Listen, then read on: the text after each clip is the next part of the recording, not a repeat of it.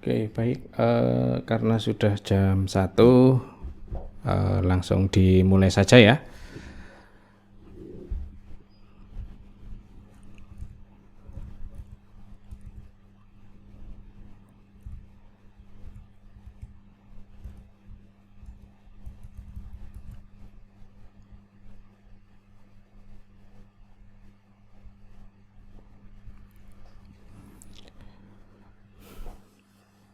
Baik, saya mulai dulu. Bismillahirrahmanirrahim. Assalamualaikum warahmatullahi wabarakatuh. Waalaikumsalam warahmatullahi wabarakatuh. Oke,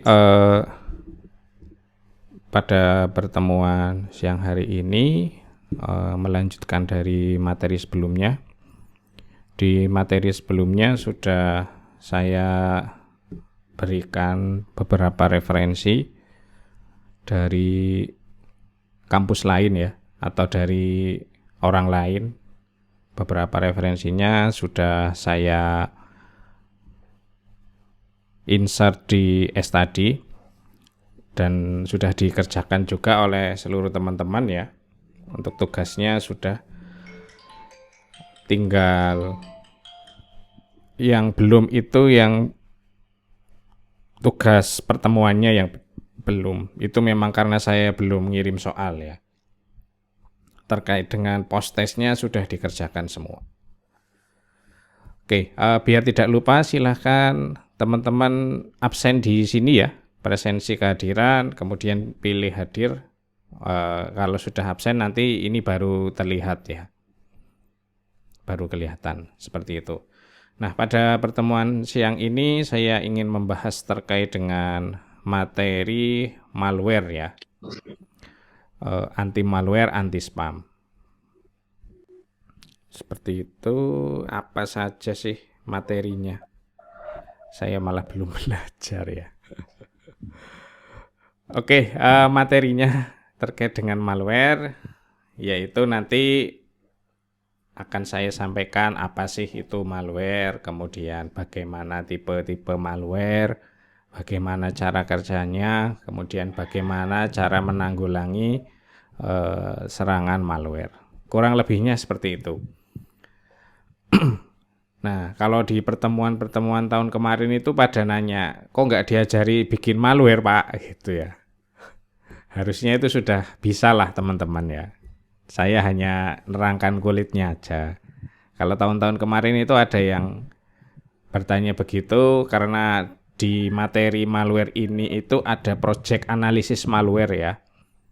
Jadi project analisis malware itu teman-teman menganalisis atau kasarannya itu ya mencoba menjalankan malware ya. Tapi di lingkup virtual. Biasanya pakai VMware atau biasanya pakai VirtualBox.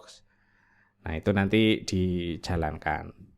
Bagaimana sih model penyerangannya? Nah, itu nanti analisisnya adalah fase sebelum dieksekusi dengan fase setelah eksekusi seperti apa perbedaannya. Ya hanya sejauh itu sih kalau semester kemarin. Begitu juga untuk pertemuan hari ini juga goalnya di situ. Ada tugas analisis malware. Tapi kelompok, santai aja. Baik, untuk modulnya atau untuk materinya saya ambil dari sertifikasi CEH ya. Wah, kok ngeri ya CEH ya. Certified Ethical Hackers. Wah, bahasa Inggris semua sih. Kalau untuk materi bahasa Indonesianya ada juga di sini. Ketika sudah absen nanti baru bisa melihat ya. Nanti ada slide presentasinya, ada panduan penanganannya, kemudian ada yang dari CEH itu. Nah, nanti silakan bisa dibaca oleh teman-teman di sini. Kalau untuk modul praktikumnya nanti ini untuk tugas ya. Sebenarnya bukan untuk tugas, tapi nanti untuk bahan UTS ya. Gitu. Baik, langsung ke materi malware. Jadi di modul ini seperti yang sudah saya sampaikan, nanti akan menjelaskan sedikit terkait dengan malware, bagaimana malware bekerja, kemudian bagaimana menganalisis malware atau komponen apa saja sih yang ada di sebuah malware, kemudian bagaimana penanganannya. Oke, yang pertama terkait malware. Adakah dari teman-teman yang belum pernah kena malware? Ini kan masih puasa ya, jangan ngantuk lah. Kalau saya bertanya berarti harus dijawab. Ah, Sering, Pak, sering. sering, Kering. Pak, baru kemarin kena. baru kemarin kena. Nah, kira-kira ya, kalau zaman sekarang itu kan istilahnya itu mungkin malware ya. Kena malware mungkin bisa karena datanya dikunci atau datanya mungkin berubah dan seterusnya. Kalau zaman dulu kan lebih ke sistemnya ya. Kalau zaman sekarang misalkan tadi ada yang barusan kena, itu taunya kalau kena malware itu kenapa? Ciri-cirinya apa kira-kira? Kemarin itu laptop saya jadi lemot banget gitu Pak. Nah, waktu jalani software itu ya modelnya itu kayak error terus kebuka terus-terusan gitu. Kebuka Explorer-nya, Windows-nya atau gimana? Programnya itu Pak, Programnya. ya berjalan terus. Saya close tetap berjalan gitu. Akhirnya saya cabut baterai. Oh, cabut baterai. Oh, ekstrim iki ya arek iki. Oke, bisa jadi seperti itu. Nah, salah satu contoh dari efek malware itu dieksekusi, itu salah satunya itu tadi. Mungkin akan muncul program di mana programnya berjalan, kemudian program itu mungkin tidak bisa dihentikan, walaupun dihentikan secara paksa dan seterusnya. Itu salah satu efeknya. Sebenarnya ada banyak tipenya ya dari malware itu sendiri. Salah satu tipe itu mungkin lebih tepat tipe dari Trojan ya. Jadi yang malware yang membahayakan sistem itu sebutannya mungkin Trojan. Ada banyak sih tipenya, mungkin ada yang ransomware ya. Nah, ransomware itu yang mengenkripsi data biasanya. Misalkan kadung install ternyata mendadak harddisknya kena ransomware misalkan. Jadi muncul pesan error, kemudian filenya tidak bisa dibuka, ada pesannya kalau mau membuka harus transfer sekian. Nah, itu masuknya ke ransomware. Ada yang pernah kena seperti itu? Pernah, Pak. Nah, ada yang pernah ini enggak mendekrip. Jadi kadung kena ransomware, terenkripsi terus didekrip. Enggak, Pak. Langsung install ulang, Pak. Langsung install. Nah, pernah enggak sih kepikiran kalau kena ransomware itu enggak usah langsung uninstall. Mungkin ada upayanya sendiri misalkan. Ada yang pernah seperti itu? Belum, Pak, belum. Atau kepikiran enggak? Kepikiran misalkan, loh ini kan aslinya enggak kena virus, cuman kekunci aja. Nah, piye kalau tak cari software dekriptornya misalkan di internet atau di mana gitu. Nggak ada yang kepikiran seperti itu? Belum ya? Belum. Nah, sebenarnya ada walaupun tidak banyak. Dan memang kemungkinannya kecil ya. Kemungkinannya kecil untuk di dekripsi itu kecil, tapi sebenarnya itu bisa loh, ada upaya untuk mengembalikan file seperti semula dengan cara mencari dekriptornya. Nah, caranya gimana Pak? Nah, misalkan kadung kena ransomware ya, itu kan ransomware biasanya ada nama variannya atau nama signaturnya. Misalkan ransomware yang nyerang di OS 32 berarti biasanya r.32. namanya. Misalkan namanya apa? Biasanya aku lali aku. Ada biasanya ransomware Trojan, ransomware virus dan seterusnya. Nah, biasanya banyak lah. Nah, di situ biasanya kita bisa googling aja. Masuk mungkin di GitHub, misalkan ada dekriptornya ransomware A, dekriptornya ransomware B, biasanya bisa. Dan di situ juga biasanya dijelaskan step by step cara dekripnya. Nah, cara dekripnya ini pun biasanya tidak sederhana kayak teman-teman ini bikin aplikasi enkripsi ya. Biasanya ada step by stepnya, harus OS-nya di-restart dulu, harus hard disk-nya mungkin dicopot dulu dan seterusnya. Beda-beda soalnya. Setiap ransomware itu kadang penanganannya beda. Gitu. Yang lagi ngetren itu sekarang ya ransomware ini. Gitu. Karena proses pendistribusian kunci dekriptornya itu kan harus bayar. Dan bayarnya itu kan pakai cryptocurrency ya. Ada yang pernah baca detail enggak? Kalau misalkan pengen decrypt harus transfer gitu. Ada yang pernah baca seperti itu? Belum, enggak. Nah, Tidak. ada. Sebenarnya Belum, ada. Gitu. Ada Pak, pakai Bitcoin ya. Pak. Nah, biasanya bisa pakai Bitcoin. Soalnya kalau pakai cryptocurrency kan susah dilacak ya. Ya, tes. Susah dilacak soalnya kalau pakai cryptocurrency. Jadi hanya tahu alamat walletnya, tapi pemiliknya enggak tahu siapa gitu. Kita hanya bisa mengamati pola transaksinya saja dari identitas wallet itu tadi, wallet dari cryptocurrency-nya gitu. Kemudian ada juga yang adware. Adware itu biasanya adalah software yang ikut terbawa ketika teman-teman install aplikasi. Jadi misalkan aplikasi tertentu, misalkan Mozilla ya. Nah, dari Mozilla itu ternyata ada aplikasi lain yang kepengin memasang iklan di browser Mozilla. Nah, karena ada yang seperti itu, kadang ada opsi install misalkan Yahoo Toolbar misalkan. Nah, Yahoo Toolbar itu kan sebenarnya sudah bayar agar aplikasi itu bisa menginstal Yahoo Toolbar di Firefox dan seterusnya. Nah, itu sebenarnya walaupun tidak merusak sistem, sebenarnya itu pun sebagai sebuah kategori malware sebenarnya. Tapi tujuannya iklan ya. Gitu. Dimana dari iklan itu sebenarnya kita tanpa tidak disadari ya, data-data kita itu ya terpantau ya dari si adware itu. Terpantaunya dari mana, Pak? Ya dari penggunaan toolbar tadi. Kan karena sudah tersedia, kadang dengan Yahoo Toolbar kita browsingnya membuka di toolbar itu dan seterusnya. Otomatis apa yang kita cari dari search engine Yahoo itu kan semuanya terekam. Seperti itu. Itu adalah adware. Kemudian virus, saya kira sudah familiar ya. Contoh sederhana misalkan teman-teman colok flash disk di fotokopian misalkan.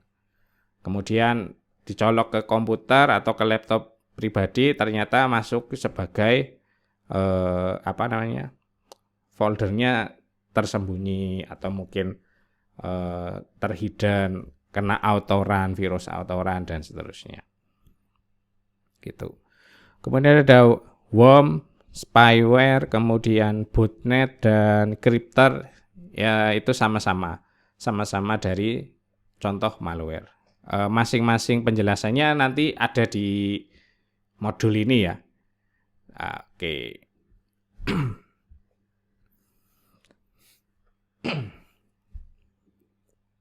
Kemudian caranya malware menyusup ke sistem atau merusak sistem itu seperti apa? Kurang lebih ada 12 ini. Dari 12 ini kira-kira yang belum familiar dalam kena malware-nya yang mana? Ini kan cara-cara kena malware. Contohnya kalau instant messenger bisa pakai Zoom, WA, kemudian apalagi Telegram dan lain sebagainya, itu biasanya dengan mengirimkan file attachment ya. Katakanlah di Zoomset saya ngirim PDF. PDF-nya saya susupi malware. Ketika PDF itu dibuka, otomatis malware-nya akan mengakses ke sistem yang tadi membuka. Nah, kalau yang pakai portable hardware ini atau removable device ini kan contohnya flash disk yang tadi ya. flash disk dicolok, kemudian semua datanya mungkin kena virus, autoran dan seterusnya, di hidden lah itu. Kemudian kalau browser atau email software box itu ya dari browser itu sendiri. Misalkan browsernya sudah lama sekali tidak diupdate. Ketika ada halaman tertentu, halaman website tertentu di mana halaman website itu ternyata menyediakan malware yang berbentuk aplikasi, ketika berhasil terunduh maka nanti bisa terserang malware. Insecure patch ini maksudnya adalah updatean ya. Kalau teman-teman pakai antivirus, kemudian ada update, Halo. Yaps. Atau mungkin pakai sistem OS Windows, kemudian ada update, ternyata lupa tidak diupdate, maka kenalah misalkan kalau ada sesuatu yang masuk ke sistem. Dan seterusnya. Untuk cara ini saya kira bisa dipahami ya. Kalau detailnya ada di bawahnya ya. Nah, itu ada semua. Saya hanya merangkum aja sih sebenarnya. Gitu. Kalau ada yang tidak dipahami bisa diinterupsi aja atau langsung ditanyakan. Oke, itu tadi caranya malware menyerang ke sebuah sistem. Berikutnya adalah tekniknya sekarang. Tapi tekniknya bukan teknik dari malware-nya ya. Teknik cara atau membuat malware itu bisa terdistribusi dengan baik di website. Yang pertama adalah pakai SEO. Nah, ini biasanya kalau teman-teman mungkin hobi gamers ya, hobi main game, bukan hobi gamers, tapi hobi main game. Atau teman-teman mungkin hobi pakai software bajakan ya. Nah, biasanya di internet itu kan banyak. Coba kalau teman-teman cari software yang berbayar, kemudian ingin cari versi bajakannya. Nah, di situ kan kadang ada halaman website di mana itu akan menyediakan crack ya. Akan menyediakan crack. Di dalam crack itu karena mungkin teman-teman awam ya, awam itu tidak tahu apakah di dalamnya itu disisipi malware atau tidak. Nah, itu kadang itu merupakan tempat yang paling enak ya. Tempat yang paling enak dalam membuat atau menyebarkan malware. Nah, itulah teknik SEO biasanya.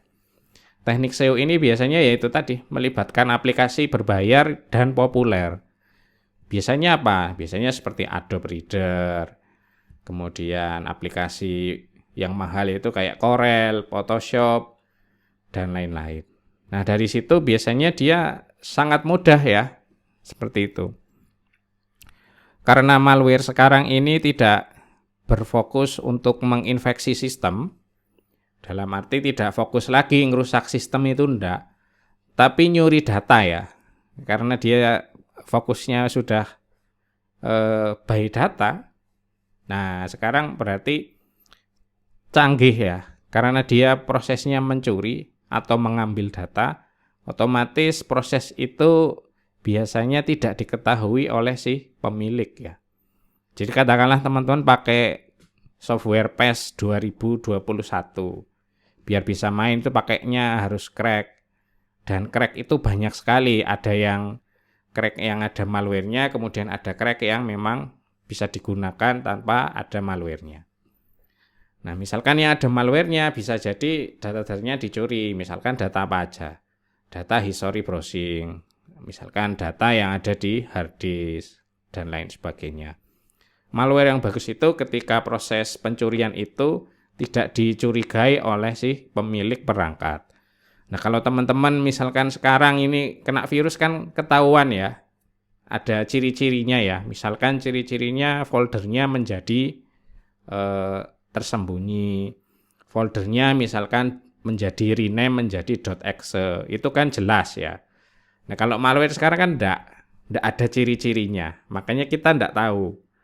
Bisanya kita ngecek kalau PC atau perangkat kita ada malware-nya ya dengan menganalisis paket datanya.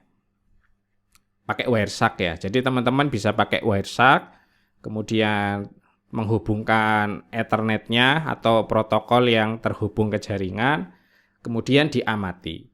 Ketika ada proses pengiriman data ke URL tertentu, nah itu malware. Gitu.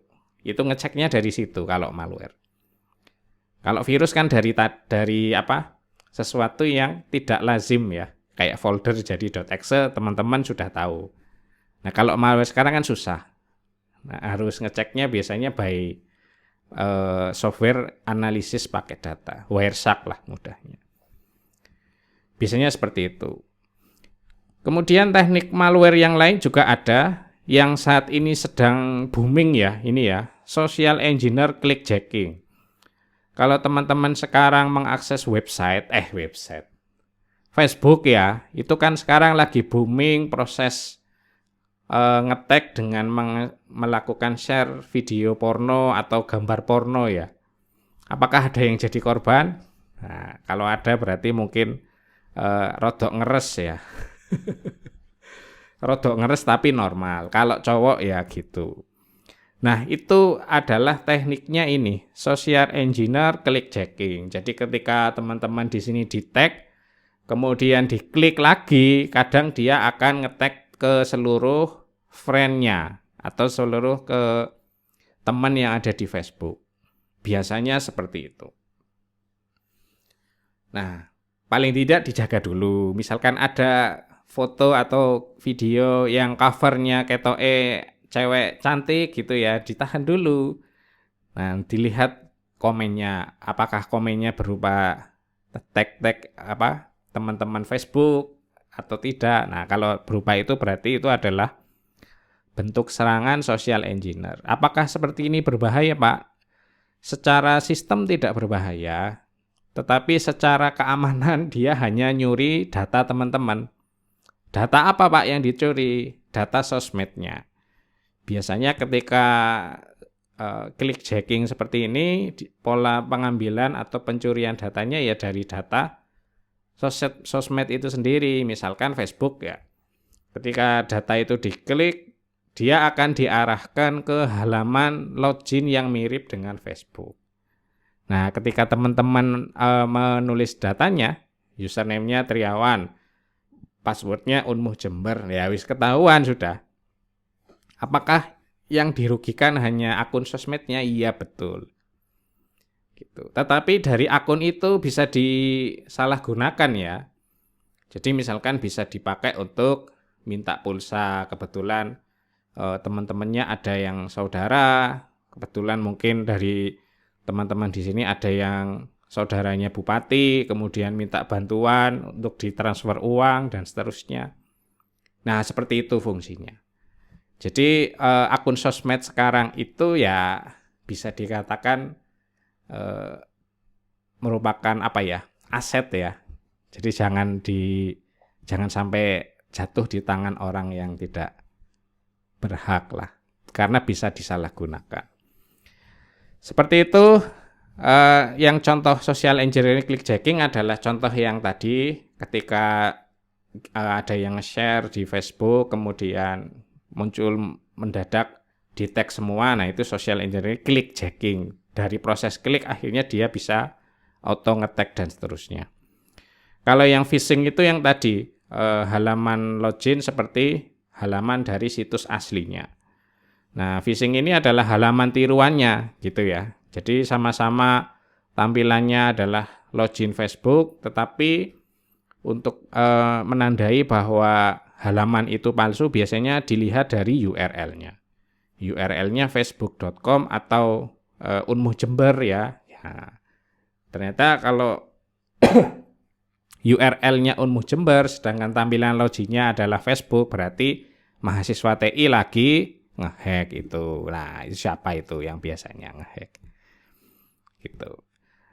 Kemudian ada malvertising, biasanya malware yang mengembedkan sebuah informasi iklan dan lain-lain ya.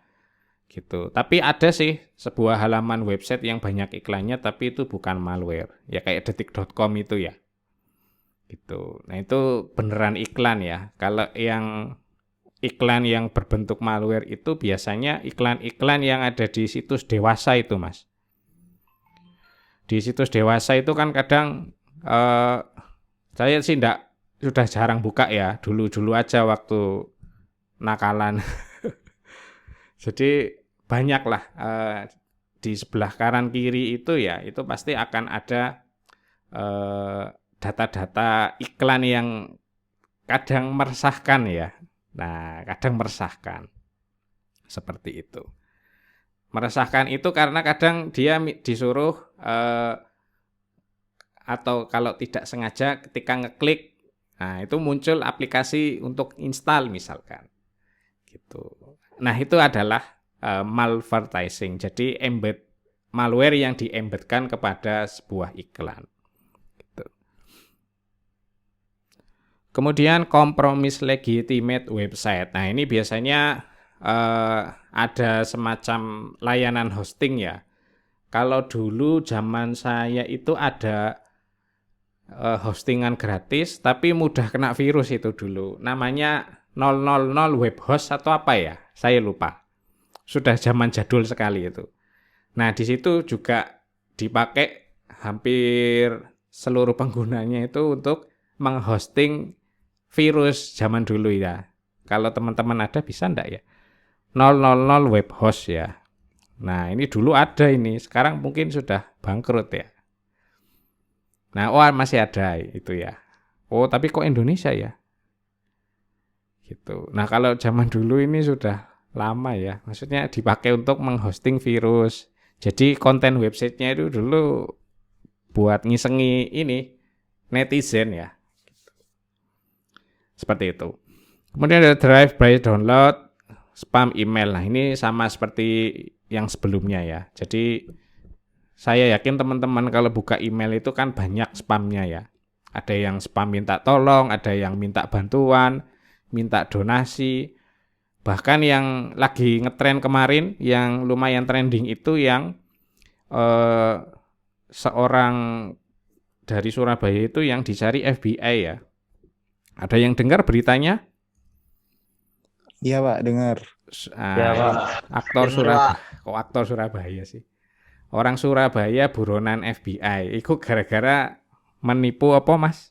Kayak bansos. Donasi itu, Pak. Bansos Oh, di iya. Indonesia itu ya. Tapi itu di Amerika ya. Jadi minta Ya, Pak. bantuan terkait COVID. Nah, dijuk FBI. Nah, ini ya. Adalah. Jadi bikin situs palsu. Kemudian dia minta bantuan karena mungkin butuh anggaran untuk COVID, karena untuk menangani COVID dan lain-lain. Lumayan ya, 60 juta dolar. Karena ini satuannya 60 juta dolar ya, 60 juta dikali kurs 1 dolar sekarang. Kalau dirupiahkan berapa? Wah, ya itu kan seperti itu. Nah, ini contohnya. Seperti itu. Ya, saiki ya wis ngono sih apa jenenge ya. Social engineer lah, itu teknik yang paling Yahud ya. Kalau misalkan kepengin ngisengi orang atau kepengin cari tahu ya seperti itu. Social engineering, ya seperti itu. Oke, detail dari ini contoh-contohnya ada di bawahnya ya. Nanti bisa dibaca sendiri. Saya hanya ngasih info sederhana saja. Berikutnya ada komponen malware. Maksudnya komponen itu adalah standar dari malware itu sendiri. Standar malware itu ada yang namanya crypter, ada yang namanya downloader, ada yang namanya dropper, ada yang namanya exploit, ada yang namanya injector, dan yang namanya obfuscator, packer, payload, dan malicious code. Ini biasanya ada, walaupun tidak wajib semuanya ada, gitu ya. Misalkan downloader ya, downloader ini biasanya dia akan mengunduh komponen tertentu ketika connect ke internet. Nah, sedangkan malware kan tidak semuanya connect ke internet ya. Seperti ransomware itu kan tidak connect ke internet. Tidak connect ke internet kan dia otomatis bisa mengenkripsi file yang ada di hard disk kita. Jadi tidak perlu downloader. Tapi beberapa dari komponen ini yang wajib ada di malware. Contohnya apa Pak? Ini obfuscator ya. Obfuscator ini setiap malware pasti punya komponen ini. Nah, kenapa punya komponen ini? Karena obfuscator ini dipakai untuk apa? Untuk menyembunyikan kodenya. Jadi malware itu kan sebenarnya program. Ketika program itu, katakanlah programnya .exe misalkan ya. Nah, .exe itu kan hasil dari kompilasi ya. Nah, ketika program itu didekompilasi itu maksudnya adalah dibaca ulang. Jadi nanti sintak-sintaknya untuk membuat program itu seperti apa ya. Nah, itu kan bisa diproses itu. Atau istilah zaman sekarang itu adalah reverse engineering ya. Nah, bagaimana supaya malware itu susah di reverse? Ya ini pakai ini, obfuscator ini. Obfuscator ini adalah komponen yang dipakai malware untuk mengenkripsi kode programnya. Mudahnya itu. Nah, jadi yang seharusnya di malware itu ada fungsi inject, ada fungsi encrypt, ada fungsi decrypt. Nah, itu semuanya dienkripsi semua. Blur gitu ya. Pakai item yang namanya obfuscator. Nah, ketika sudah dienkripsi, maka proses reverse engineering tadi yang bisa muncul adalah hasil enkripsinya. Ya sama kayak karakter yang tidak beraturan itu ya. Itu hasilnya ketika di reverse. Nah, yang pertama itu. Yang kedua yang wajib lagi itu apa? Itu adalah injektor ya. Injektor dan exploit. Nah, ini adalah bentuk perintah yang nanti akan mengeksploitasi atau menyerang sistem itu sendiri. Sebenarnya tidak hanya menyerang ya, yang nanti bisa mengirim pesan atau yang ngeset perintah khusus itu ya di injektor dan exploit ini. Gitu, dan lain sebagainya. Nah, dari masing-masing komponen penjelasannya ada di bawahnya. Ya ini sih sebenarnya ya beberapa fungsinya saja ya dari malware itu sendiri. Gitu. Ada crypter, downloader, dropper, exploit dan seterusnya. Nah nanti kalau ada yang kurang paham bisa ditanyakan. Itu terkait dengan komponen. Kemudian untuk malware yang bertipe Trojan kita lewati aja ya. Ini kan hanya penjelasannya aja. Nah, ini Trojan itu apa? Kenapa bisa merusak sistem? Nah, ini kan. Daripada saya dongeng nanti malah ngantuk ini, Bos. Puasaan ya. Nah, ini juga Trojan. Oke, langsung ke penanganan ya. Supaya langsung ke penanganan.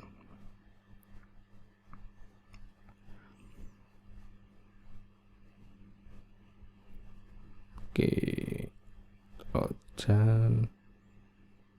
Mana ini countermeasure ini? Bagaimana menginfeksi sistem menggunakan Trojan? Berarti slide ini sebenarnya ini mengajarkan hal-hal negatif ya. Bagaimana ngerusak sistem pakai Trojan? Oh gitu. Slide ini yo asli ngajari gak bener iki. Oh, lengkap software-softwarenya ya. Wrapper. Wah, wrapper. Nah, wrapper. Sebelum ini tak bahas wis gak apa-apa. Wrapper itu apa ya? Wrapper itu adalah proses pengemasan ya. Jadi kalau misalkan .exe katakanlah seperti crack ya. Itu kan kadang ada yang crack terdeteksi virus, ada yang tidak terdeteksi virus. Nah, kadang dari crack yang sebenarnya tidak ada malware-nya, karena tujuannya untuk menginjeksi program misalkan dari trial menjadi full versi ya. Nah, itu kan kadang proses injeksinya ada yang melibatkan perintah untuk memodifikasi file system. Nah, disitulah pekerjaannya si antivirus untuk mendeteksi. Karena ini melibatkan file system, kadang dia mendeteksi itu sebagai sebuah virus. Padahal ya enggak. Nah, dikatakan berhubungan dengan file system, kadang kan ketika fungsinya itu merusak ya, atau fungsinya misalkan bisa menghambat kinerja sistem, bolehlah antivirus mendeteksi itu. Nah, kalau wrappers ini dia tidak begitu ya. Intinya dia ingin mempoles actionnya ya. Jadi misalkan biar actionnya itu seakan-akan tidak ada virusnya, atau seakan-akan itu memang sudah terverifikasi atau terautentikasi, ya dipoles ngono lho. Dipoles. Didandani lah. Istilahnya aplikasinya itu didandani oleh si wrapper ini. Jadi nggak konangan sama antivirus. Ya itu wrappers. Seperti itu. Kalau mau coba ya tinggal download aja di internet, itu banyak. Contohnya IA Express Wizard. Nah ini ya. Tuh ada semua. Oke. Crypter. Nah ini ada juga software-softwarenya. Bisa dicari saja. Seperti itu. Kemudian bagaimana seorang attacker itu membuat sebuah trojan atau mendistribusikan trojan, ya sampelnya seperti ini. Gitu. Exploit kit. Oke, next. Oh, minta di ini ya.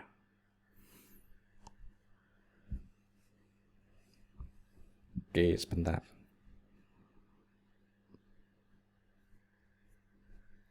Tadi halaman 34 ya.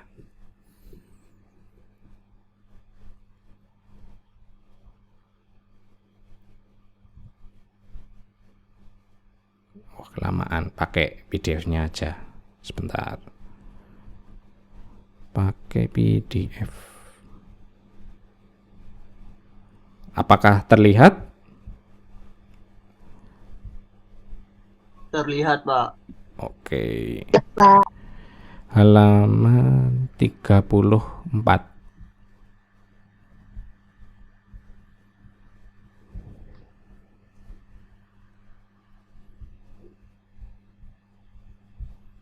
Oke, ini 30, crypter sudah, trojan sudah, exploit sudah. Ini apa? Tipe trojan. Oke, ya tipe trojan ini ya tipe-tipe malware yang berbentuk trojan ya, ada remote access trojan, backdoor, botnet, dan seterusnya. Masing-masing ini ada penjelasannya nanti. Nah, di bawahnya ya, remote access trojan itu seperti apa. Nah, ini nanti bisa dibaca sendiri. Kalau mau dicoba-coba juga boleh. Tapi saran saya nyobanya di lingkungan virtual. Jadi install dulu VirtualBox ya. Kalau di di lingkungan yang OS utama, ya jangan salahkan saya kalau nanti datanya hilang. Tuh. Ini bisa semua dipakai ya, sampel trojannya. Gitu. E-banking trojan. Kemudian nah, ini tipe-tipenya sih bisa saya lewati aja.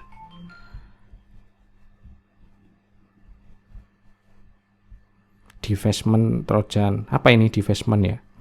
Apakah seperti mendeface web? Bukan ya, ini ya. Defacement ini ya untuk untuk mereplace biasanya tampilan-tampilan di aplikasi bawaannya Windows biasanya. Gitu. Nah, ini dari kalkulator ya. Dari yang standarnya gini, ini bisa diotak-atik seperti ini. Service protocol.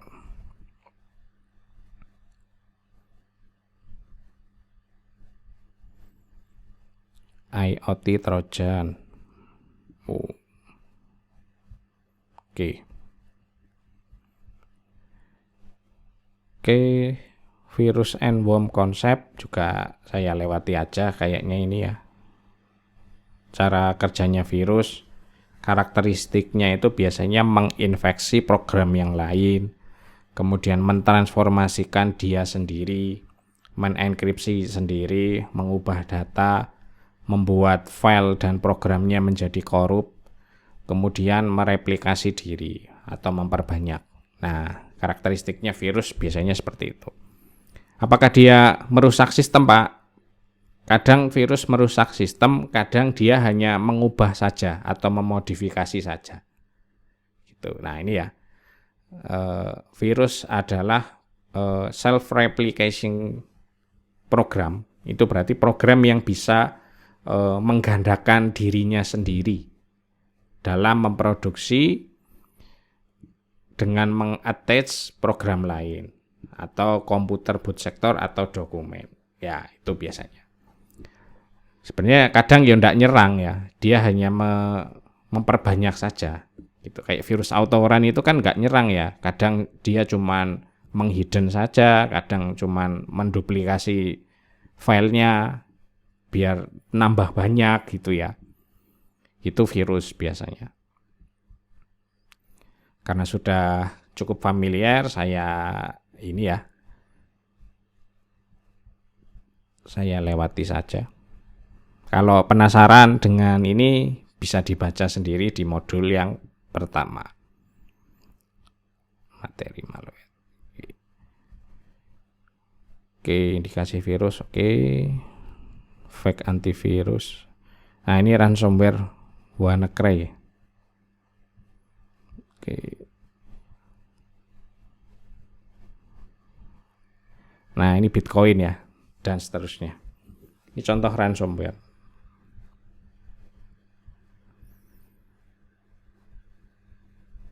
Tipe-tipe virus, oke, banyak lah. Saya lewati aja.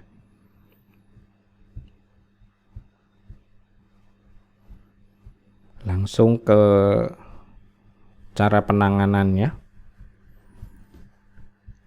Mana tadi ya? Countermeasure.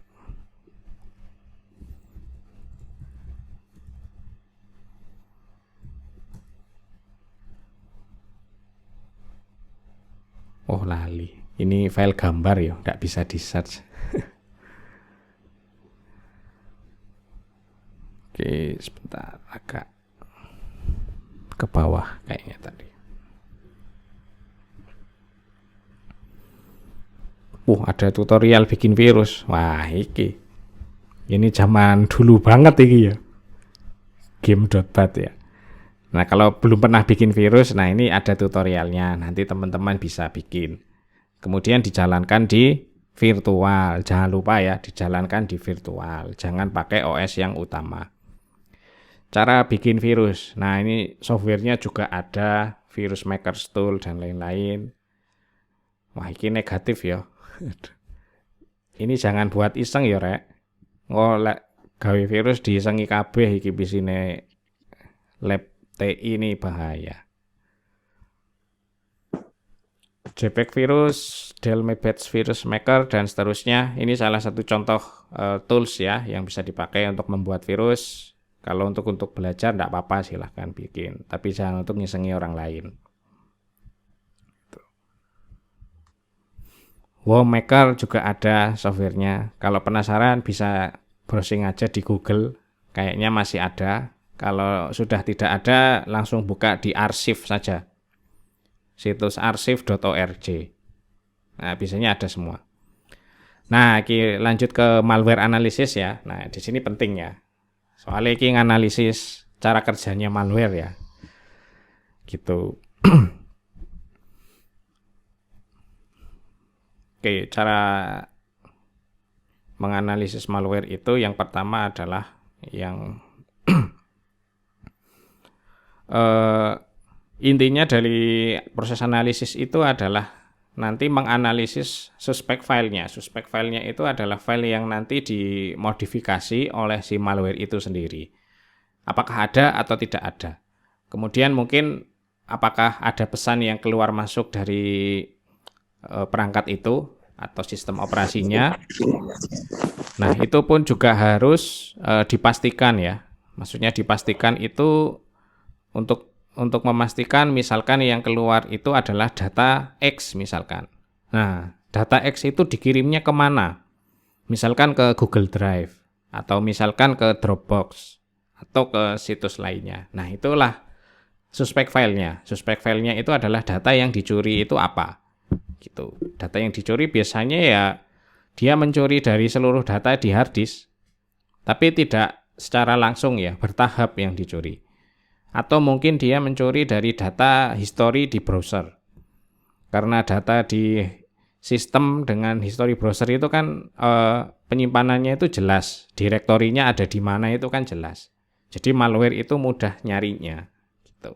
Biasanya yang dicuri itu history browsing di browsernya seluruh teman-teman di sini, atau file sistemnya. File sistemnya itu misalkan kalau di Windows ya di C mas, C program file, misalkan Office ya. Nah Office itu kan ada cache filenya ya, file cache-nya atau apa, nah itu dicuri. Kesannya memang tidak bermanfaat ya, tapi kalau yang paham ya itu bisa jadi target mas. Target itu target untuk marketing atau target apa gitu ya. Nah itu.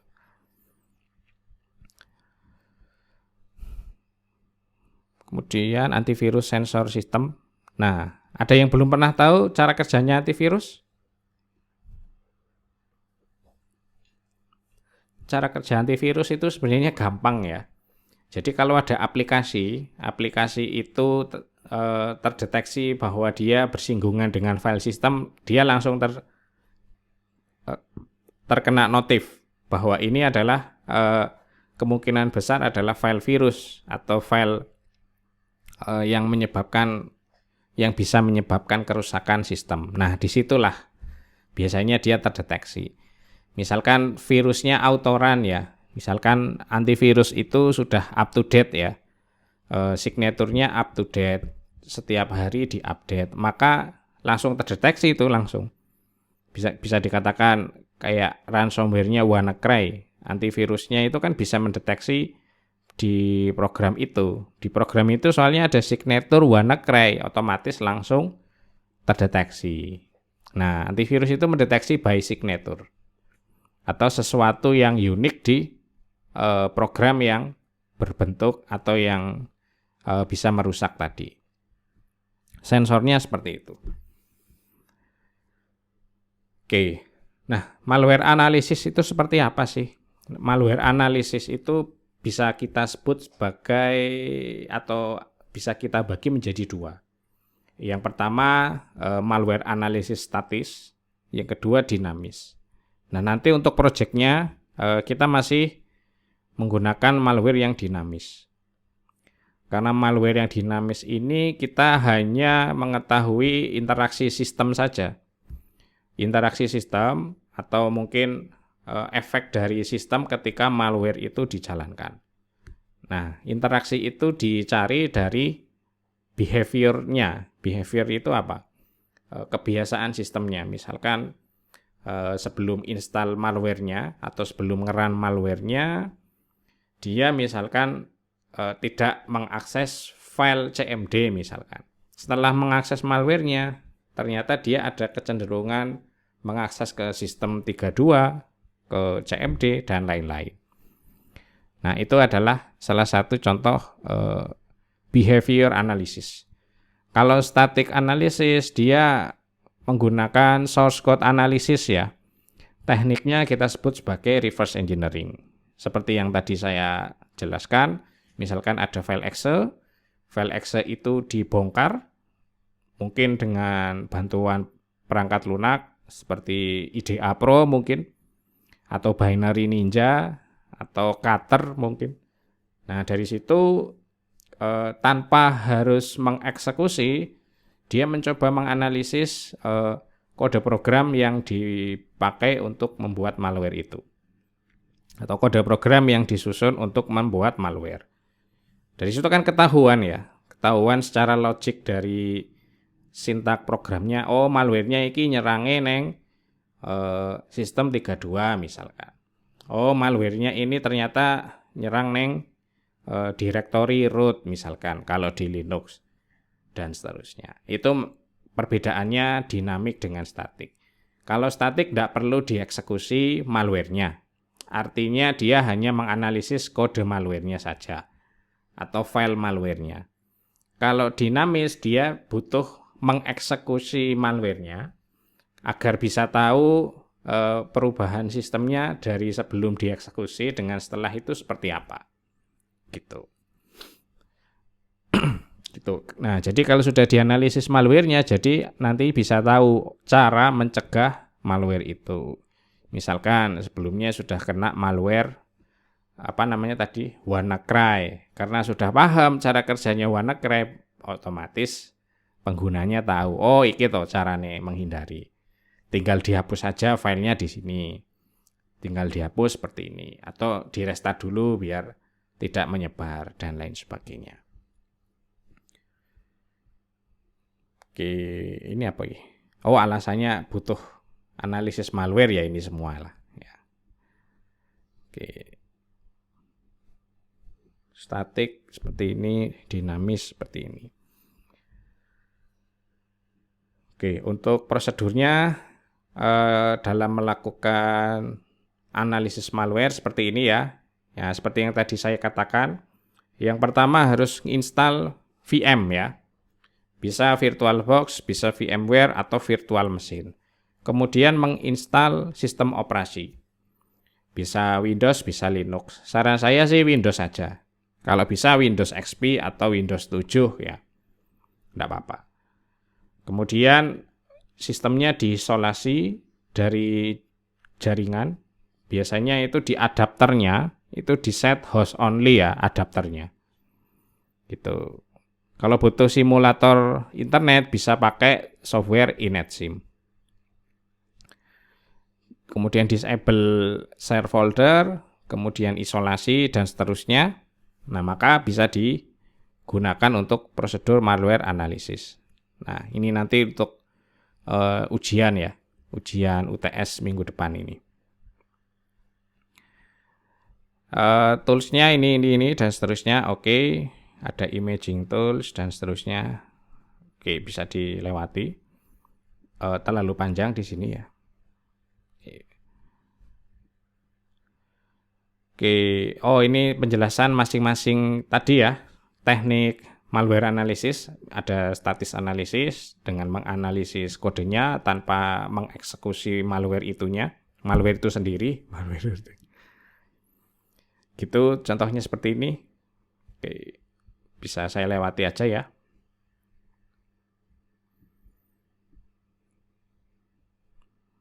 Oke.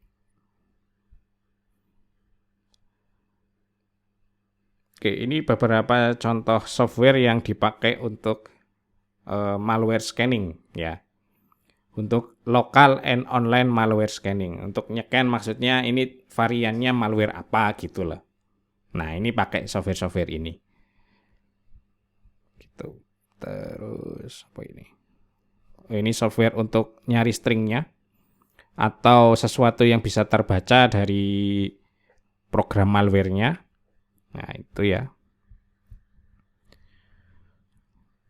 Kemudian ini adalah untuk obfuscation. Obfuscation ini untuk mengenkripsi atau untuk mengidentifikasi software apa yang dipakai. Nah, obfuscation ini kan biasanya dia pakai software ya. Katakanlah kalau di enkripsi itu kita punya algoritma enkripsi. Nah, kalau di malware itu juga dia punya software packing tertentu ya. Bisa pakai UPX, bisa pakai Xeinfo, bisa pakai ASPEC. Nah, ini untuk mempersulit tugas dari seorang reverse engineers ya. Gitu, pakainya itu. Untuk mendeteksi misalkan ternyata dengan pakai UPX malware itu teridentifikasi misalkan dengan algoritma algoritma enkripsi RSA misalkan. Nah, itu dia untuk mendeteksi packer apa yang dipakai oleh si malware. Pakai ini. Gitu.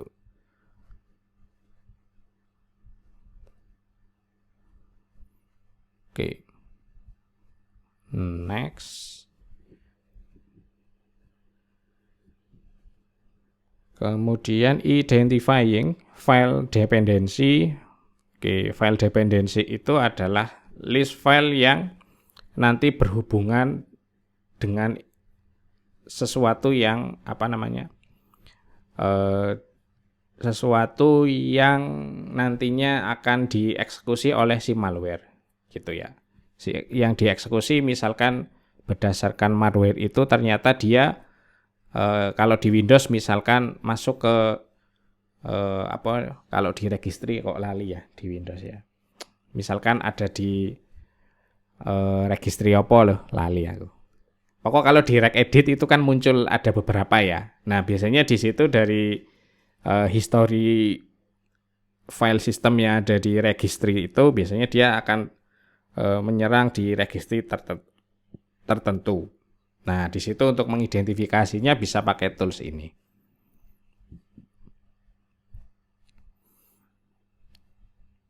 Oke. Nah, ini DLL ini kan semuanya ini kan bisa diakses ya. Kalau teman-teman masuk ke file system 32, file C program file, kemudian sistem 32 ini semuanya ada DLL-nya ini. Nah, konten DLL dan lain-lain biasanya ini adalah yang diserang oleh virus atau malware. Biasanya pakai itu semua. Gitu. Kemudian untuk proses statis berikutnya adalah malware disassembly. Nah, tidak bisa dipungkiri ketika kita melakukan dekompilasi ya. Ketika ingin mendekompilasi sebuah program atau sebuah malware, biasanya kita langsung bersinggungan dengan assembly ya. Gitu, atau bahasa mesin ya. Assembly atau bahasa mesin. Nah, di situ proses analisis dengan assembly itu bisa dilakukan dengan beberapa tools. Ya, contohnya IDA tadi ya. Kalau tools-tools ini juga bisa WinDebugger, ObjectDump, ProcDump dan seterusnya ini bisa juga dipakai untuk malware disassembly. Cuman secara fitur kurang ya. Apalagi kalau untuk pemula itu saran saya pakai IDA Pro saja. IDEA Pro tapi kan berbayar Pak gitu. Nah, mungkin bisa pakai cutter ya, bisa pakai cutter. Atau kalau yang agak sudah mahir bisa pakai radar ya. Radar itu juga cukup lengkap ya. Tapi memang harus paham betul ya kalau radar. Dari sisi tampilannya tidak user friendly seperti IDEA Pro. Itu IDEA Pro ya. Ya, ini kan nomor 1 ya, karena dia paling mudah ya. Software yang paling mudah untuk melakukan debugging ya, IDEA Pro. Dibanding yang lainnya. Oke, itu yang statik ya. Jadi di fase terakhir ketika proses analisisnya mungkin kesulitan, maka proses yang paling akhir biasanya mengenal instruksinya berdasarkan bahasa mesin atau menggunakan assembly gitu. Karena menggunakan assembly biasanya dia mengikuti arsitektur dari sistemnya. Misalkan malware itu menginfeksi sistem 32, otomatis perintah assembly-nya ya misalkan ya dari arsitektur 32 bit. Katakanlah malware itu menyerang di arsitektur 64 bit, otomatis instruksi malware-nya juga mengikuti 64 bit. Malware-nya menyerang di ARM, otomatis dia juga instruksinya ARM. Otomatis berbeda-beda ya instruksinya. Gitu. Kalau dynamic analysis, dia butuh untuk mengeksekusi malware-nya agar bisa paham behavior sistemnya sebelum dan sesudahnya itu apa saja sih yang mengalami kerusakan. gitu atau mengalami perubahan. Itu dynamic analysis. Nah, karena dynamic analysis butuh dieksekusi, maka kita butuh lingkungan yang secure ya. Jadi biar OS kita itu tidak rusak atau biar sistem itu masih seperti biasanya. Gitu. Jadi butuh virtual machine atau sandbox ya, sandboxing ya, gitu. Nah, apa saja yang harus dipahami behavior dari sistemnya? Nah, ada di sini. Ada portnya, mungkin malware itu terhubung dengan port apa. Ada prosesnya mungkin dia mengakses apa. Explorer.exe, misalkan desktop.exe dan seterusnya. Atau registrinya, atau Windows service-nya, atau startup-nya, dan lain-lain. Nah, ini salah satu yang dimonitoring dari proses dynamic analysis. Bukan salah satu lagi ya, salah berapa? Salah 24 ya. Salah 12, sorry. Ini 6, ini 6. Nah, ini semua ya nanti yang dimonitoring.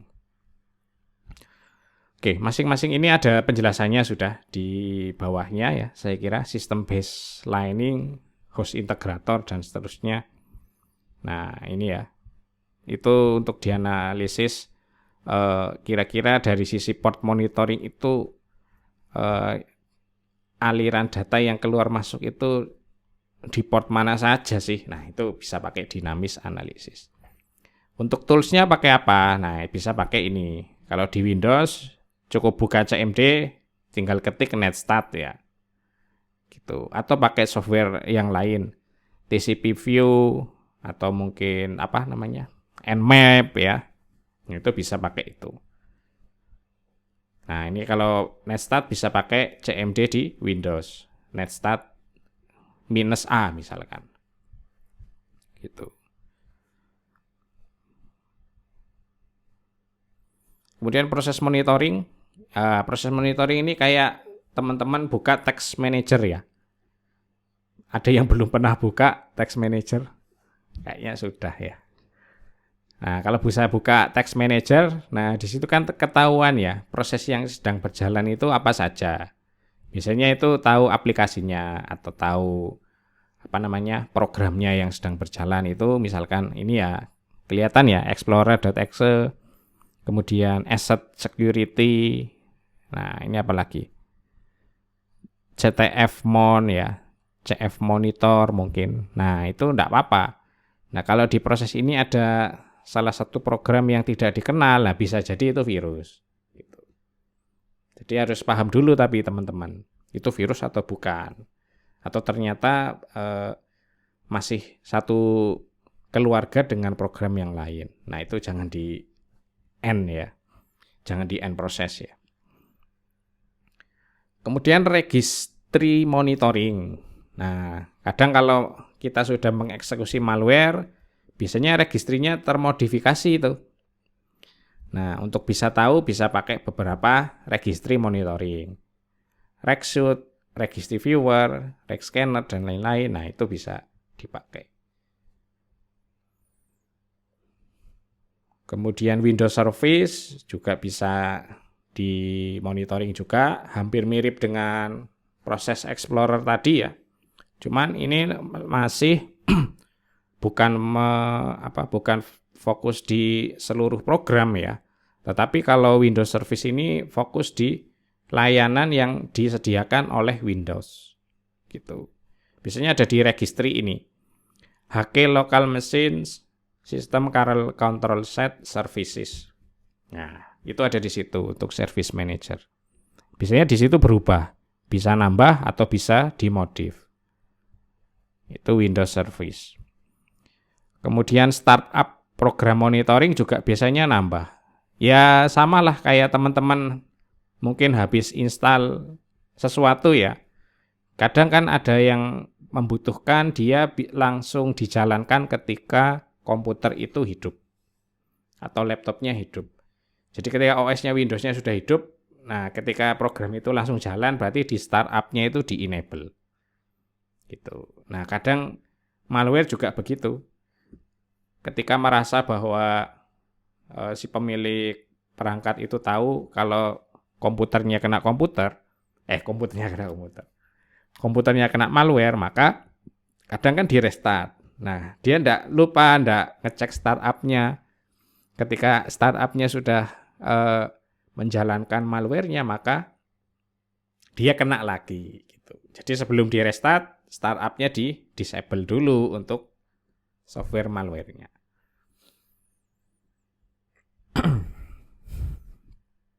Oke, gitu.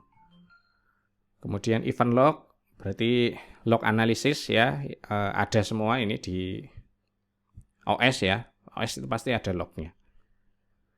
Kemudian instalasi monitoring juga ada. Di mayoritas case-nya di Windows ya. Karena Windows itu yang paling mudah diserang virus ya. Karena aplikasinya banyak. Aplikasi Windows dan Linux kan lebih banyak Windows ya. Jadi Linux cenderung sedikit yang terkena virus. Oke, device driver juga, network traffic monitoring juga yang tadi saya katakan ya, paket jaringan ya. Itu pakai Wireshark ini ya, Wireshark Nessus atau apa.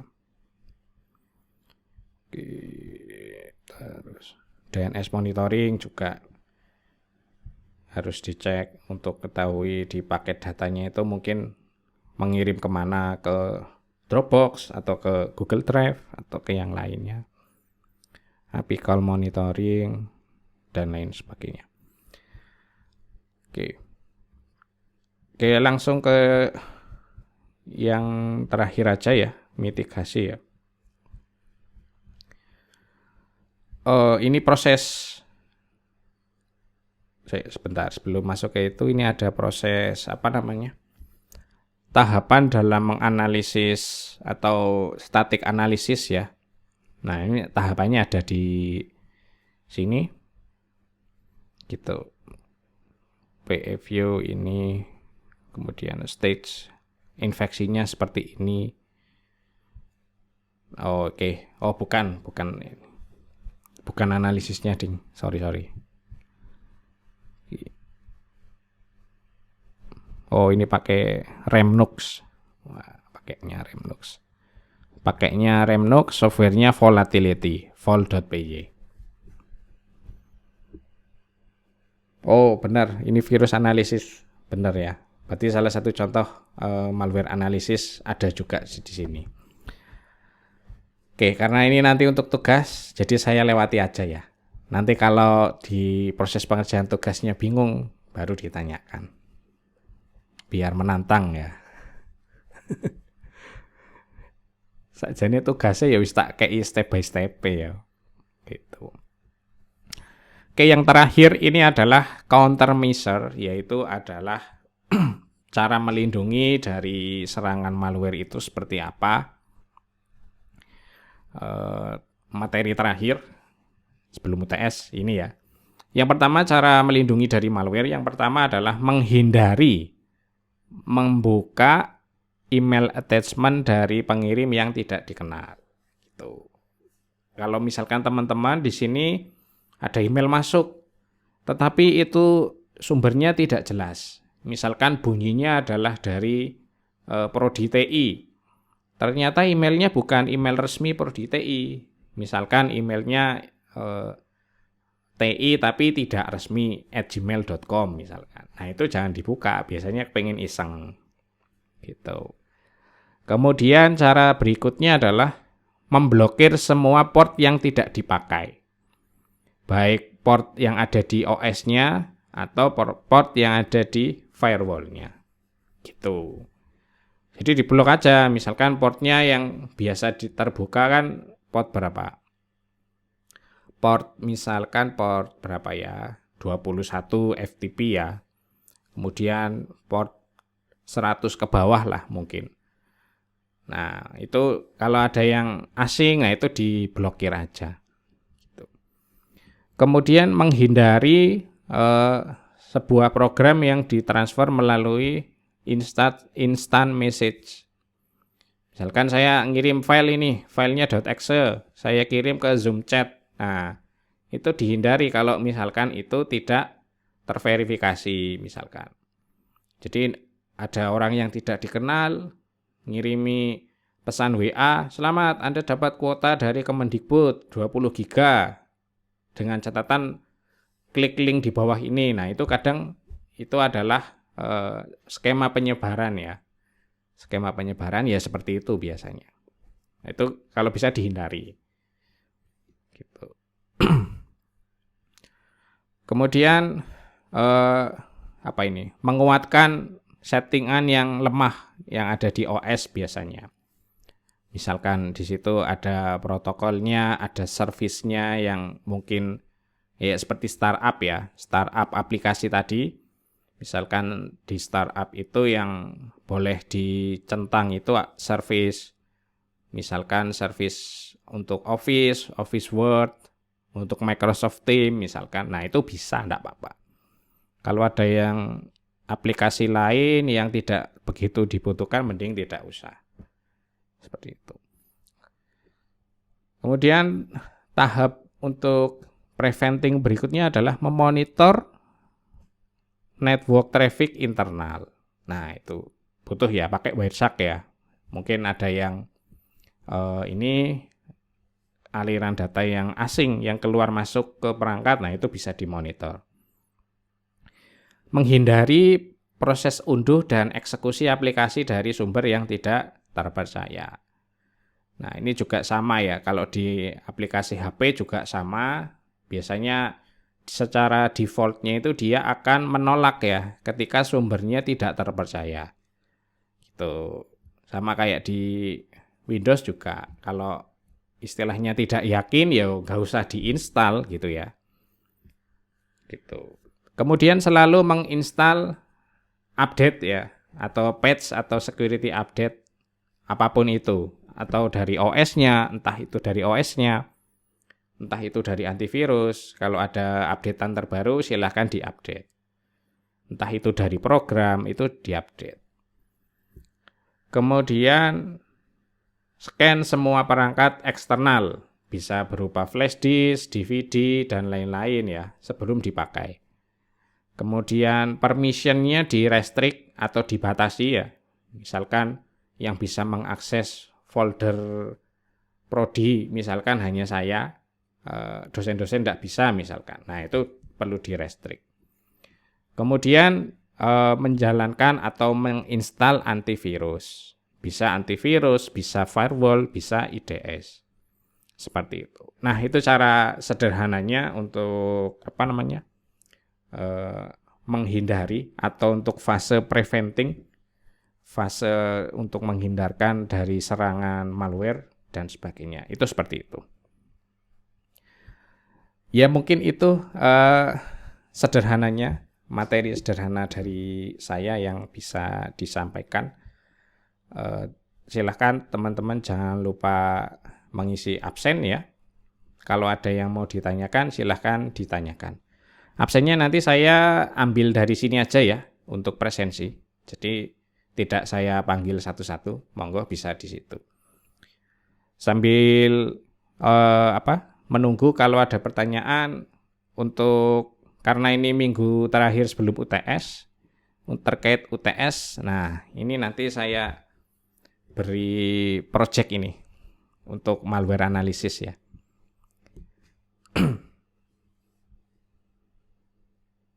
Sebentar, kok saya disuruh login lagi ya?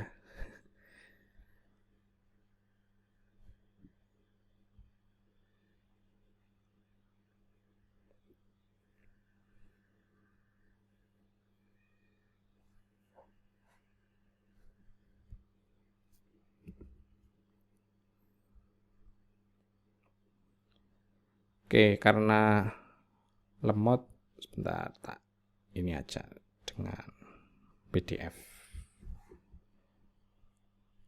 Oke, sudah ini ya? Sudah kelihatan ya? Sudah.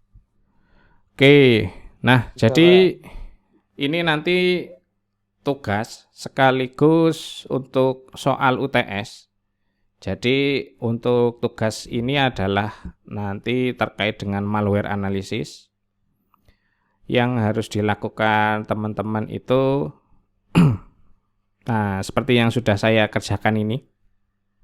Cuman contoh malware-nya itu harus berbeda dengan teman-teman yang lain. Itu aja perbedaannya. Dan yang dianalisis cukup network traffic-nya saja.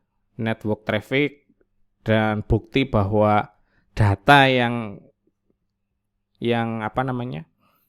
nanti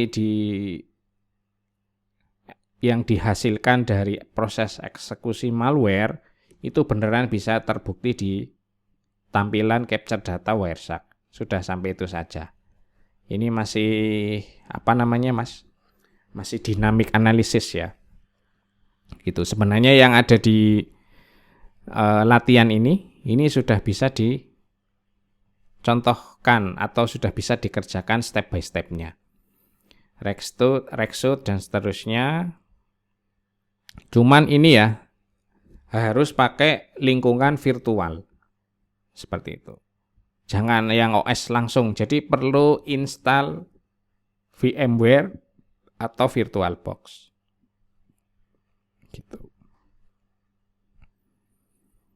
Gitu. Nah, satu kelompok maksimal 3 mahasiswa. Terus tugas ini juga nanti dibuat laporan. Gitu.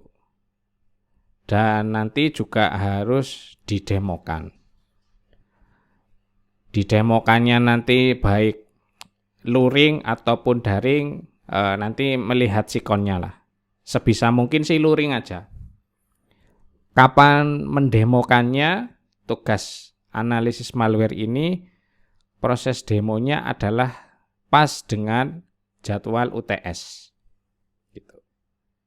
Perkara nanti ada yang berhalangan datang secara luring, presentasinya boleh secara daring. Gitu. Tapi diupayakan luring saja. Gitu. Kalau luring kan bisa tanda tangan ya. Kalau daring ya bisa sih, tapi saya paraf saja bahwa mahasiswa ini sudah ikut UTS. Gitu. Gitu ya. Jadi intinya silahkan teman-teman di sini mengikuti latihan ini. Silahkan juga cari malware-nya. Malware-nya ada di sini. Kemudian lakukan analisis malware itu. Hanya sampai dengan bukti bahwa malware itu ternyata mengirimkan data. Gitu. Sudah sih, situ aja sih. Sampai di situ aja. Untuk tugasnya seperti itu, kelompok maksimal 3 mahasiswa. Oke, seperti itu. Mungkin ada yang mau ditanyakan? So, Pak. Hah? Halo, cek. Yes, monggo. Siapa ini? Mas Abrohim ya? Arohim. Gimana? Kalau seumpama sumbernya dari yang lain gimana, Pak? Boleh. Itu kan dari GitHub ya. Kalau Iya. yang dari lainnya itu ada web yang sudah menyediakan itu gimana? Boleh. Nggak apa-apa. Nggak apa-apa, bisa. Atau pakai yang sudah ada di internet, itu pun bisa. Yang penting nanti bisa didemonstrasikan prosesnya. Gitu. Misalkan di internet banyak nih orang yang sudah menganalisis varian malware A misalkan, enggak apa-apa. Tapi ya jangan sama dengan kelompok lain gitu loh.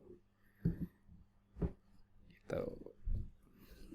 Jadi boleh, tidak harus sumbernya dari GitHub. Itu hanya contoh aja sih, mungkin kalau teman-teman susah cari sampel malware, nah itu biasanya saya kasih sampel yang ada itu, GitHub itu.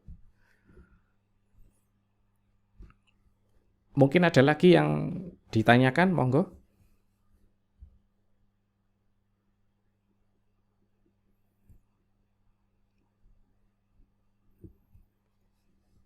Cukup? Cukup dipahami atau enggak? Cukup ya? Itu Pak ada yang tanya itu di chat itu. Oh, nggih, apa ini yang tanya? Pengelompokannya gimana, Pak? Pengelompokannya mau saya pilihkan atau milih sendiri? Pilihkan aja Pak, gak apa-apa. Dipilihkan. Oh, Ya, oke, tak pilihkan wis. Sebentar.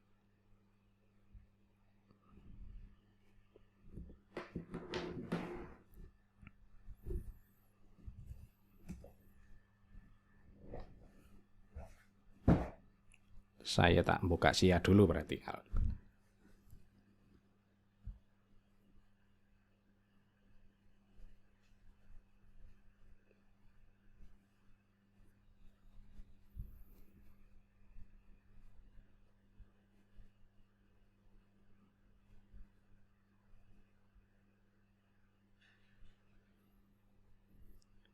Presensi kelas TI.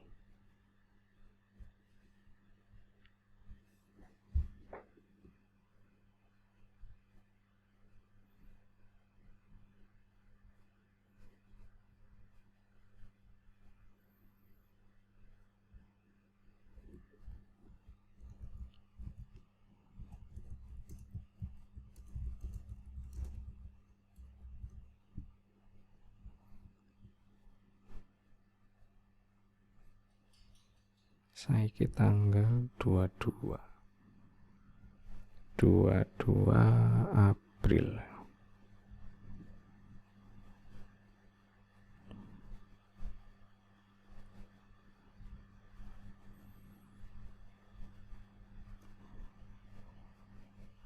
Di sini ada 40 ya. Bentar. Oke.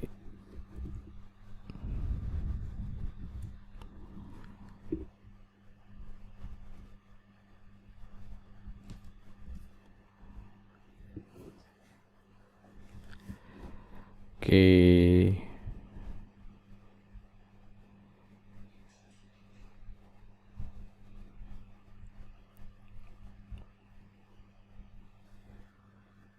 Oke, apakah sudah terlihat list-list nama mahasiswanya? Udah, Pak. Iya, Pak.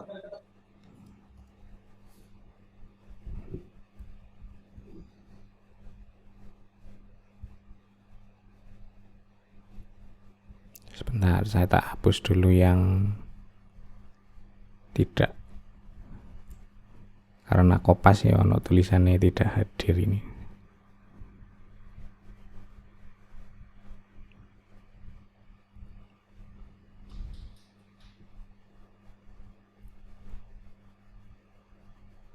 Wih, salah, Rek.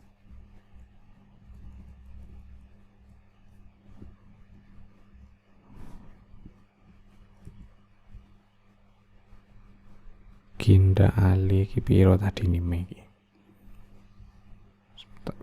Oh, 11.31.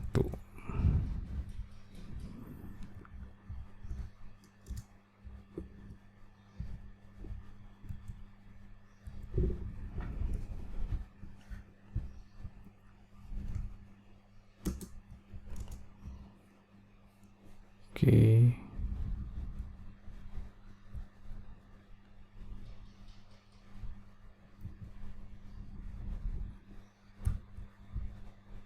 Insert mana ini?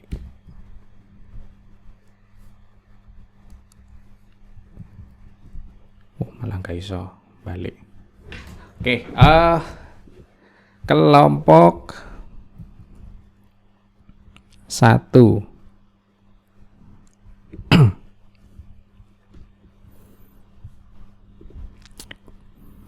Line mode. Select.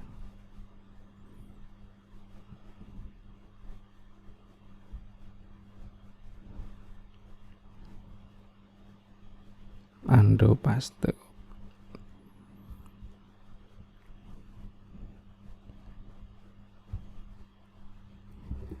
Oke.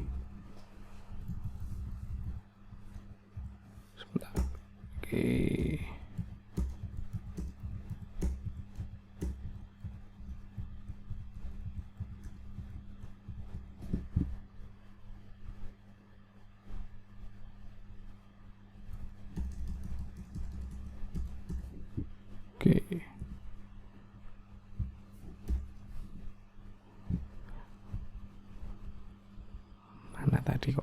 kontrol apa mau ya? Kontrol U atau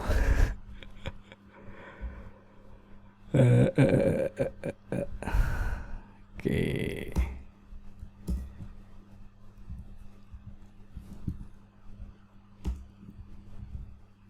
Oke.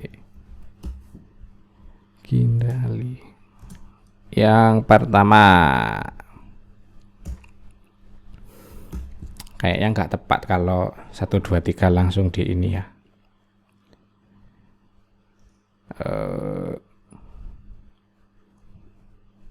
Biasanya 17 ini jarang yang masuk ini. Biasanya. Oke. Kelompok 1 saya pilih random ya. Siji. Saya pilih random. Kelompok 2.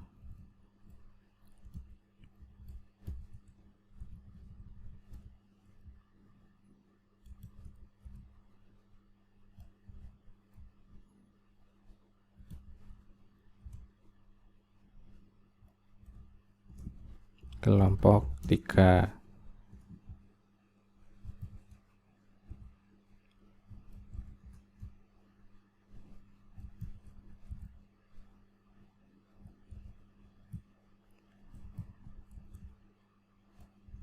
Kelompok 4.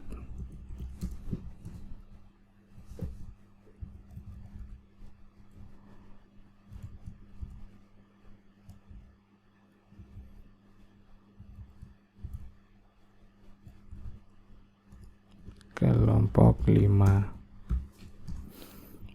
Wakeh rek. Berapa kelompok ini? 13 ya.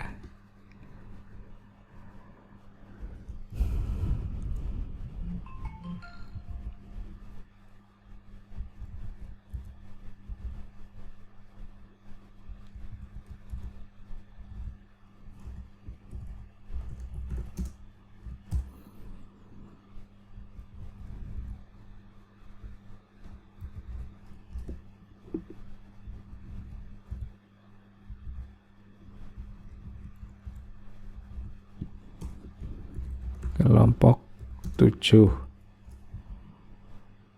Oke.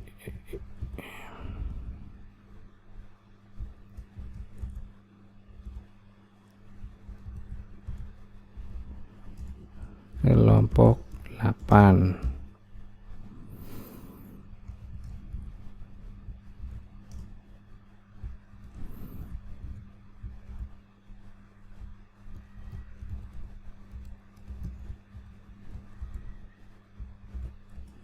Kelompok 9.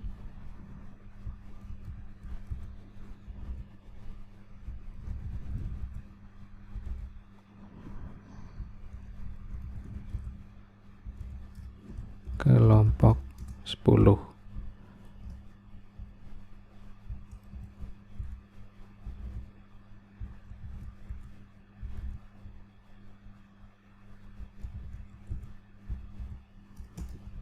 Kelompok 11.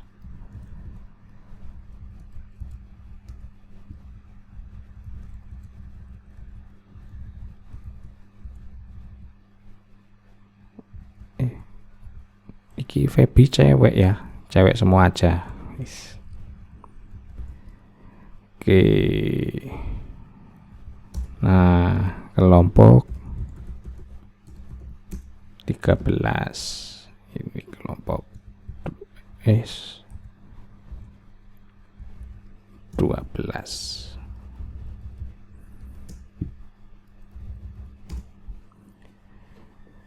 Oke, gini ya, sudah ya. Datanya seperti ini. Kelompok 1, kelompok 2, 3, 4, 5, 6, 7, 8, 9, 10, 11, 12, 13. Nah, jadi nanti untuk outputnya paling tidak harus bisa menjelaskan sebelum dan sesudah proses malware itu dijalankan, dan minimal ada atau bisa menunjukkan apa sih proses sebelum dan sesudah sesudah malware itu dijalankan. Hanya itu sih. Tahapannya seperti yang ada di modul saya tadi.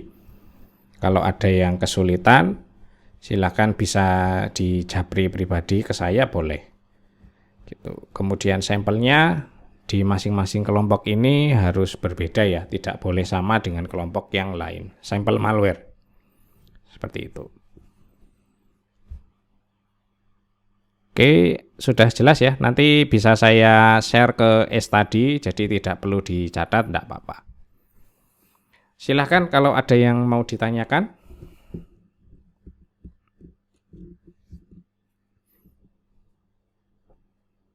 Cukup? Baik, kalau tidak ada yang ditanyakan untuk perkuliahan terakhir sebelum UTS, saya akhiri. Sampai jumpa di UTS. Untuk pengumpulan dari tugas ini sesuai dengan jadwal yang ada di UTS. Seperti itu, kurang lebihnya mohon maaf. Selamat berpuasa, habis ini mau beduk, tinggal beberapa jam lagi. Tetap semangat, selamat bermain malware. Kalau ada yang sulit atau yang bingung, bisa ditanyakan. Sekian dari saya tutup. Assalamualaikum warahmatullahi wabarakatuh. Waalaikumsalam warahmatullahi wabarakatuh. Terima kasih Bapak. Yuk. Ya, sama. Terima kasih, Pak.